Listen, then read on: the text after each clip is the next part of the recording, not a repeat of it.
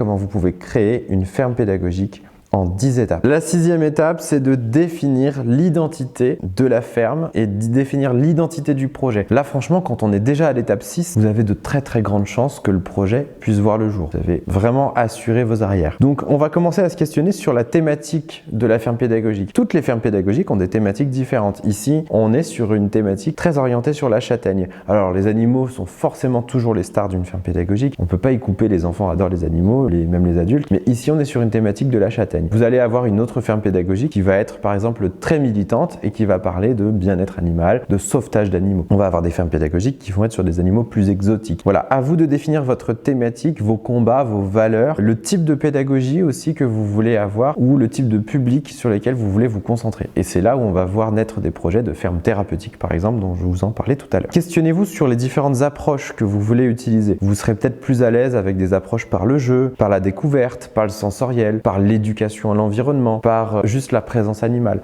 Voilà, il y a plein de façons différentes d'accueillir des visiteurs, d'accueillir des publics. On va se questionner sur les différentes valeurs que vous voulez défendre, sur la façon dont vous défendez le lien avec l'animal et le lien avec l'humain. Évidemment, quand on combine tout ça, ça vous donne un type de prestation que vous allez pouvoir proposer. Donc c'est la question centrale de l'identité du projet. C'est qu'est-ce qu'on vend, qu'est-ce qu'on propose, qu'est-ce qu'on est capable d'offrir à ces publics. Sur cette partie-là, vous allez, s'il vous manque un certain nombre de compétences, vous allez vous former sur des questions d'animation, sur la médiation animale. Et puis, si vous suivez un petit peu les vidéos depuis quelques temps, vous savez que nous, on parle plutôt de facilitation de la relation entre l'humain et le vivant, plutôt que de parler de médiation animale. Donc, vous pouvez aussi vous former en tant que facilitateur.